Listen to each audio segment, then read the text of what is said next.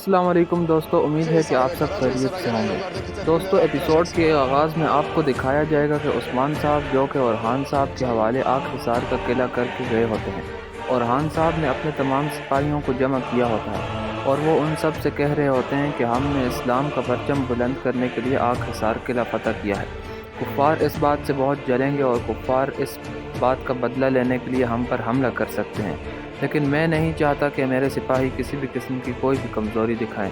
بحران کو اورحان صاحب کہتے ہیں کہ بحران ہر قسم کی احتیاطی تدابیر اختیار کر لو، جس کے بعد بحران چلا جاتا ہے اور اورحان ہولوفیرا سے بات کرنے لگتا ہے۔ اورحان ہولوفیرا سے کہتا ہے کہ ہم بہت جلد ترقی کریں گے انشاءاللہ، اور ان سرحدوں پر ہمارے بچے بھی آئیں گے اور انہی بچوں کے ساتھ ہم کفار کے قلعے فتح کرتے رہیں گے یہاں تک کہ اسلام کا پرچم پوری دنیا میں پھیل جائے گا۔ جس کے بعد اورحان اور ہولوفیرا مزید آپس میں چند باتیں کرنے لگتے ہیں جو کہ آپ قسط میں مزید دیکھ لیں گے۔ اورحان مزید ہولوفیرا سے یہ بھی کہتا ہے کہ کفار کسی بھی وقت قلعے پر حملہ کر سکتے ہیں، اس لیے مجھے تمہاری جان کی بہت فکر ہے۔ اس کے بعد دکھایا جاتا ہے کہ عثمان صاحب جو کہ ابھی منگول ایلچی کو قتل کر کے آئے ہوتے ہیں، وہ اپنے سرداران سے مشورہ کر رہے ہوتے ہیں۔ تبھی بیگم خاتون عثمان صاحب سے کہتی ہیں کہ عثمان صاحب، ہم نے منگولوں کا ایلچی قتل کر دیا ہے، یقیناً منگول ہم پر چڑھائی کرنے کے لیے بہت جلد اپنا قدم اٹھا لیں گے اور ہماری سرحدوں پر آ کر ہمیں نقصان پہنچانے کی کوشش کریں گے۔ جس کے بعد عثمان صاحب بیگم خاتون سے پوچھتے ہیں کہ بیگم خاتون، کیا آپ منگولوں سے ڈر تو نہیں رہی؟ جس کے بعد بیگم خاتون کہتی ہیں کہ میں ڈر نہیں رہی، بلکہ میں تو صرف احتیاطی تدابیر اختیار کرنے کا کہہ رہی ہوں۔ اس پر عثمان صاحب کہتے ہیں کہ آپ کے ذہن میں کیا ہے، ہم منگولوں سے کس طرح نمٹ سکتے ہیں؟ اس پر بیگم خاتون عثمان صاحب کو یہ کہتی ہیں کہ عثمان صاحب، ہمیں بھی گرمیان اور جاندار کو بھی ساتھ ملا لینا چاہیے، ساتھ ساتھ کراچی کو بھی ہمیں ساتھ ملا لینا چاہیے۔ اگر ایسا ہو جاتا ہے تو ہم ایک بڑی طاقت کے ساتھ منگولوں کے خلاف لڑ سکتے ہیں۔ اس کے بارے میں عثمان صاحب اپنے سرداروں سے پوچھتے ہیں کہ آپ کا اس بارے میں کیا خیال ہے؟ اس پر عثمان صاحب اپنے ہر سردار سے ایک ایک کر کے مشورہ لیتے ہیں۔ سب سے پہلے عثمان صاحب جرکتائے سے پوچھتے ہیں کہ جرکتائے، تمہارا کیا خیال ہے، کیا ہمیں جاندار اور کراسی اور گرمیان کو اپنے ساتھ ملا لینا چاہیے؟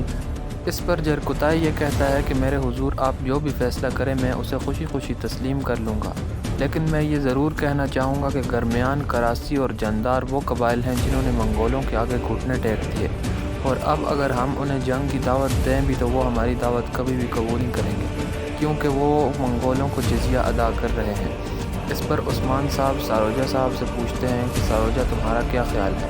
ساروجہ بھی یہی کہتا ہے کہ ہمیں ان لوگوں کو اپنے ساتھ نہیں ملانا چاہیے جو ہار مان چکے ہیں اور شکست خوردہ ہو چکے ہیں۔ اس پر عثمان صاحب بیگم خاتون سے کہتے ہیں کہ بیگم خاتون، آپ نے تمام سرداران کا مشورہ سن لیا ہے، ہم ایسے کسی بھی شخص کو اپنے ساتھ نہیں شامل کر سکتے جنہوں نے منگولوں کے آگے گھٹنے ٹیک دیے ہیں، اس لیے ہم خود اکیلے منگولوں کے خلاف لڑیں گے۔ جس پر عثمان صاحب کو بیگم خاتون کا بھائی یوسف بھی عثمان صاحب کے موقف کی تائید کرتا ہے اور بیگم خاتون تھوڑی شرمندہ سی ہو جاتی ہے۔ عثمان صاحب کہتے ہیں کہ منگولوں کے کسی بھی قدم اٹھانے سے پہلے ہی ہمیں بہت جلد تیاری کرنی ہوگی، کیونکہ منگول کی فوج بہت جلد یہاں پہنچ جائے گی اور وہ آ کر ہم پر حملہ ہی نہیں کرے گی بلکہ ہمارے خاتمے تک کی تیاریاں کر کے آئے گی۔ اس پر تمام سرداران عثمان صاحب کے موقف کی تائید کرتے ہیں اور وہیں پر کھڑے ہوتے ہیں کہ اچانک کسی کے آنے کی اطلاع دی جاتی ہے۔ قبیلے کے دروازے پر دستک ہو رہی ہوتی ہے۔ دکھایا جاتا ہے کہ دستک دینے والے دستک دے رہے ہوتے ہیں، جس کے بعد تمام خواتین قبیلے میں جمع ہو جاتی ہیں۔ بالا خاتون اور فاطمہ خاتون سامنے ان کی سربراہی کر رہی ہوتی ہیں، اور صوفیہ کی جاسوس اور اس بالا خاتون کی بیٹی یعنی کہ حلیمہ بھی وہیں پر موجود ہوتی ہے۔ تبھی دکھایا جاتا ہے کہ ایک منگول کمانڈر ایک فوجی دستے کے ساتھ قبیلے میں داخل ہوتا ہے، جو کہ گھوڑے پر بیٹھا ہوا نہایت ہی مغرور ہوتا ہے اور تکبرانہ انداز میں قبیلے میں داخل ہو رہا ہوتا ہے۔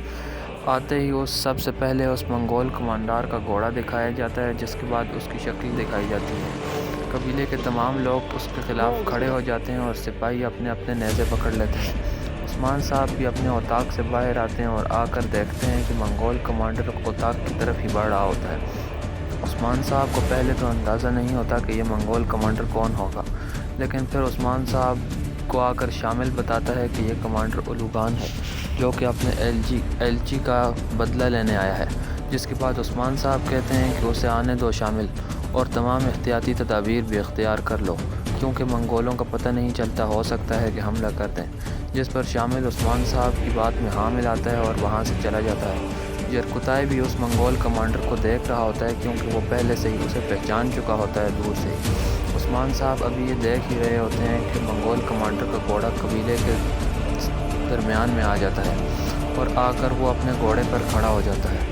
عثمان سے کہتا ہے کہ عثمان، منگولوں کی آمد نے یقیناً تمہیں ہلا دیا ہوگا۔ جس پر عثمان کہتا ہے کہ آج سے پہلے بھی یہاں پر کتنے منگول آئے اور کتنے چلے گئے، یقیناً تم بھی آخری نہیں ہوگے۔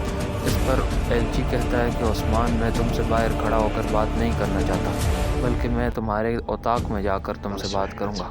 جس پر عثمان کہتا ہے کہ اگر اچھی نیت سے آئے ہو تو ہم تم سے بات کریں گے، اور اگر تمہاری نیت بری ہوئی تو ہم تمہارے ہاتھ کاٹ دیں گے۔ جس پر منگول ایلچی اس کے بعد جرکتائی کو دیکھتا ہے اور جرکتائی کو کہتا ہے کہ تم نے اپنے خون سے غداری کی، تمہیں شرم آنی چاہیے۔ بہت جلد تمہارا بھائی تم سے انتقام لینے کے لیے سرحدوں پر پہنچ چکا ہوگا۔ اس کے بعد دکھایا جاتا ہے کہ وہ منگول ایلچی اتاق کے اندر چلا جاتا ہے اور جرکتائی وہیں پر پریشان ہو کر کھڑا ہو جاتا ہے۔ منگول کمانڈر اتاق میں آتے ہی عثمان صاحب سے سب سے پہلے یہ سوال پوچھتا ہے کہ عثمان، میں سب سے پہلے تم سے یہ پوچھنا چاہوں گا کہ تم نے میرے ایلچی کو کیوں مارا؟ یقیناً تم نے اس کو مار کر ایک بڑی احمقانہ حرکت کی ہے اور تم اس کی سزا بھگتو گے۔ یہ کہتے ہی منگول ایلچی اپنی تلوار نکالتا ہے اور اپنی تلوار نکال کر عثمان صاحب کی گردن پر رکھ دیتا ہے۔ عثمان صاحب آگے سے کچھ نہیں بولتے اور سپاہیوں کو اپنی تلوار نیچے کرنے کا حکم دیتے ہیں۔ اس پر عثمان صاحب اس کا جواب دیتے ہوئے اس منگول کمانڈر کو کہتے ہیں کہ اس شخص نے میرے قبیلے کی طرف ہاتھ بڑھانے کی کوشش کی اور میں نے اس کا کام ختم کر دیا۔ یقیناً اگر تمہاری بھی حرکات اچھی نہ ہوئی تو تمہارا بھی یہی انجام ہوگا۔ یہ سب جرکتائی بھی دیکھ رہا ہوتا ہے۔ یہ جواب سننے پر منگول کمانڈر اپنی تلوار نیچے کر لیتا ہے اور عثمان سے کہتا ہے، عثمان، مجھے پہلے سے یہ بات کا یقین تھا کہ تم میرے ایلچی کو مار ڈالو گے اور تم کبھی بھی گھٹنے نہیں ٹیکو گے، کیونکہ تم باقی ترکوں کی طرح نہیں ہو جنہوں نے گھٹنے ٹیک دیے۔ اسی لیے میں تمہارے ہاں دعوت کھانا چاہوں گا۔ اس کے بعد دکھایا جاتا ہے کہ ایک شخص اور اپنے گھوڑے پر سوار ہو کر آتا ہے، جس کے سامنے چند کائی کے سپاہی کھڑے ہوتے ہیں جو اسے روکنے کی کوشش کرتے ہیں، مگر وہ شخص سیب کھا رہا ہوتا ہے اور مزید آگے بڑھتا جاتا ہے۔ اس پر اس سے کائی کے سپاہی پوچھتے ہیں کہ اے شخص، تم کون ہو اور آگے کہاں جا رہے ہو؟ اس سے آگے عثمان صاحب کی سرحدیں شروع ہوتی ہیں اور یہاں سے آگے کوئی بھی نہیں جا سکتا۔ جس پر وہ شخص پوچھتا ہے کہ کیا تم مجھے روکو گے؟ عثمان صاحب کے سپاہی بولتے ہیں کہ اگر ہمیں اپنی جان پیش کر کے بھی روکنا پڑا تو ہم روکیں گے۔ اس پر وہ شخص اپنے گھوڑے سے اترتا ہے اور آ کر اپنی تلوار نکالنے لگتا ہے۔ دیکھتے ہی دیکھتے وہ شخص عثمان صاحب کے تمام سپاہیوں کو مار ڈالتا ہے اور کہتا ہے کہ میں اپنا انتقام لینے آیا ہوں۔ دراصل یہ شخص منگول کمانڈر ادوگان کا ساتھی جو ہوتا ہے، جو کہ جرکتائی کا بھائی ہوتا ہے، اور یہ جرکتائی سے انتقام لینے آیا ہوتا ہے۔ اور اسی کے ساتھ یہ ایپیسوڈ ختم ہو جاتی ہے۔